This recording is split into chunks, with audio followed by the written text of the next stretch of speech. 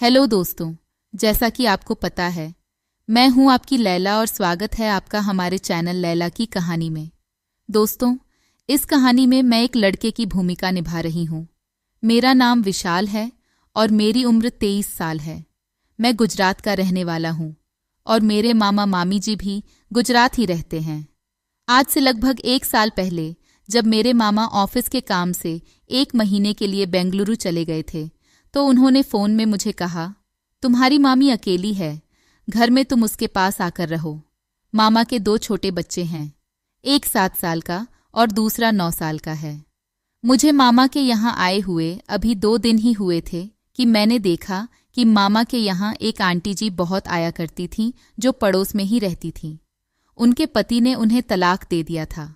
वो एक टीचर थी और गुजरात में ही एक प्राइमरी स्कूल में पढ़ाती थी। उनकी उम्र लगभग 35 वर्ष की होगी। समझ में नहीं आता था कि इतनी सुंदर औरत को कोई कैसे तलाक दे सकता है। मुझे वैसे भी किसी के साथ दोस्ती करने में बहुत मज़ा आता है। उन्होंने मुझे जब पहली बार देखा तो एकदम मुझे देखकर मुस्कुराई। तभी मेरी मामी ने उन्हें मेरे बारे में बताया। उसके बाद तो हम दोनों का सिलसिला ऐसा शुरू हुआ कि हम दोनों एक दूसरे से बहुत घुल मिल गए थे।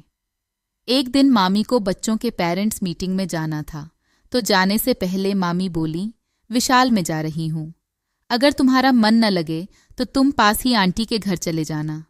मुझे लौटने में देर हो सकती है क्योंकि मुझे वहाँ से मार्केट भी जाना है। यह कहकर मामी तो चली गई। मैं बहुत देर तक इधर उधर टहलता रहा। उसके बाद मैंने घर का ताला लगाया और आंटी के घर चला गया। आंटी घर पर अकेली थीं। घर का दरवाज़ा खुला हुआ था कि अचानक मुझे देखकर चौंक गई। उस दिन मैंने देखा कि आंटी बहुत ज़्यादा उदास थीं। वह मुझे देखकर बोली, अरे विशाल, तुम आओ, अच्छा हुआ तुम आ गए। मेरा मन नहीं लग रहा था तो अब तुमसे मन भी लग जाएगा। मैंने कहा, हाँ, मैं भी बोर हो रहा था क्योंकि मामी बाहर गई हुई हैं।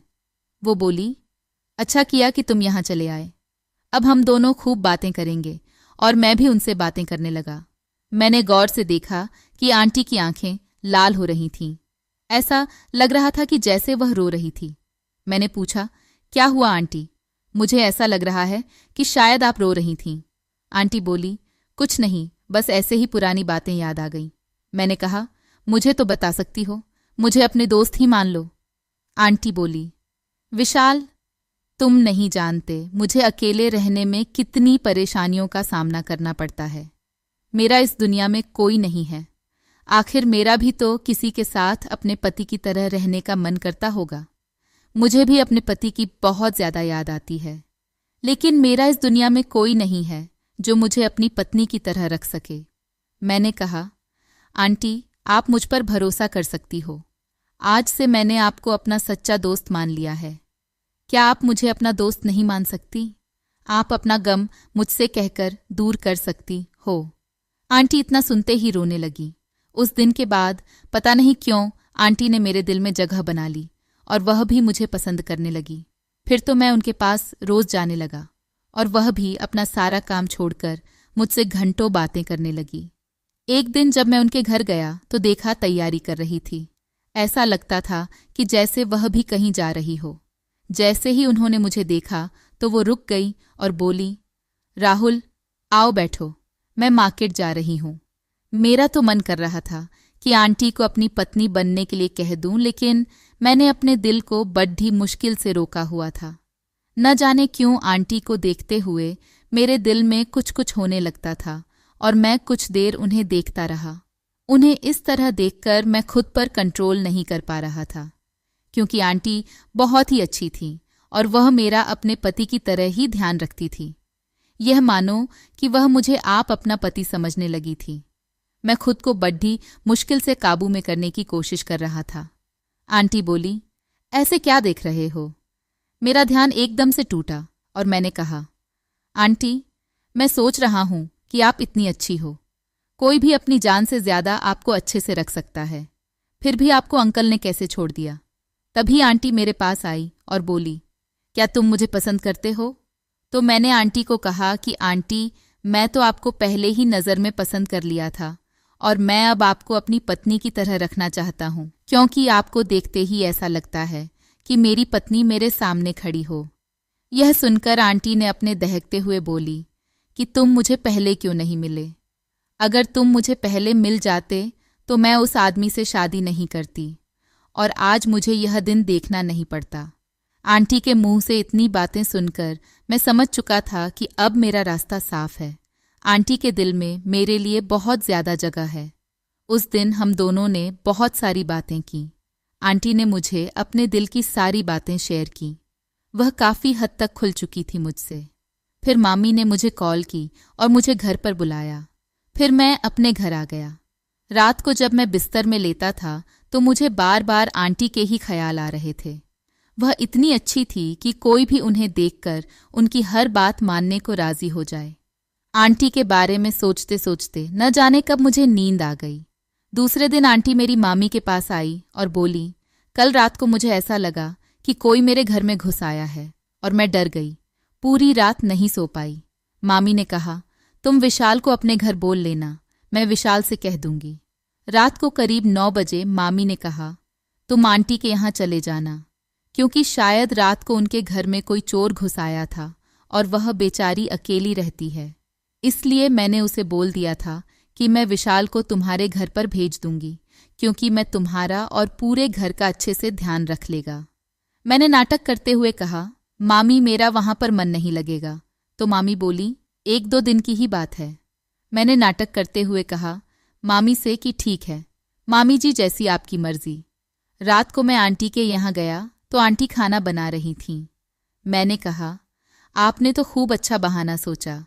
आंटी बोली, विशाल, मैं तुम्हें अपना पति मान चुकी हूँ और अब मैं तुम्हारे साथ बिल्कुल पति पत्नी की तरह रहना चाहती हूँ। तुम तो जानते हो कि मैं कब से अकेली रह रही हूँ।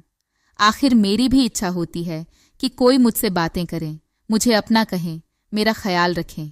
मैं तंग आ चुकी हूँ इस अकेलेपन से। इतना सुनकर मैं आंटी से कहा, हाँ, आप बिल्कुल सही कह रही हो, मैं भी आपको अपनी पत्नी मान चुका हूँ। फिर आंटी ने मुझे कहा कि चलो अब बातें बाद में करना, पहले कुछ खाना खा लो। फिर आंटी मेरे लिए खाना लाने के लिए चली गई। मैं हाल में बैठकर टीवी देख रहा था। फिर आंटी खाना लेकर आ गई और मैं और आंटी साथ में खाना खाने लगे। 10 मिनट में खाना खाने के बाद मैंने आंटी से कहा कि आंटी अब कुछ पीने का मन कर रहा है। तो आंटी बोली, ज़रा रुको, मैं अभी आती हूँ। और कुछ देर बाद 2 गिलास और 1 बोतल वाइन की लेकर आई। उसके बाद हम दोनों ने 2-2 पैग वाइन के लिए। पैग लेने के कुछ देर बाद हमें बिल्कुल भी होश नहीं था। आगे तो आप समझ ही सकते हैं।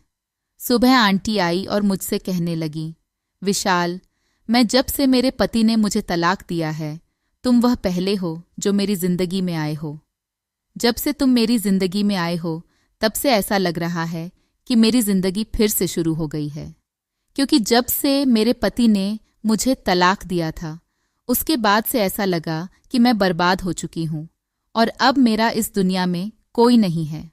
मैंने आंटी से कहा कि आंटी और ज़्यादा टेंशन मत लो, मैं आपको अपनी पत्नी की तरह ही रखूँगा, लेकिन हमें कुछ दिन के लिए अपना रिश्ता छुपाना होगा, वरना गलती से भी किसी को पता चल गया तो बहुत ही ज़्यादा प्रॉब्लम हो जाएगी और मैं यह बिल्कुल भी नहीं चाहता। इतना कहकर मैं अपनी मामी के घर पर आ गया। मैं जब तक अपनी मामी के घर पर रहा तब तक मैंने आंटी को अपनी पत्नी बनाकर रखा। आजकल मैं अपने घर पर हूँ, लेकिन आंटी से मेरी रोज़ फ़ोन पर बात होती है। मैं मामा मामी के घर आता जाता रहता हूँ। आज तक किसी को हमारे बारे एहसास नहीं है और न ही किसी को कोई शक हुआ। तो दोस्तों, वीडियो अच्छी लगी हो तो चैनल को सब्सक्राइब ज़रूर कर दें। मिलते हैं अगली वीडियो में, तब तक के लिए love you and take care.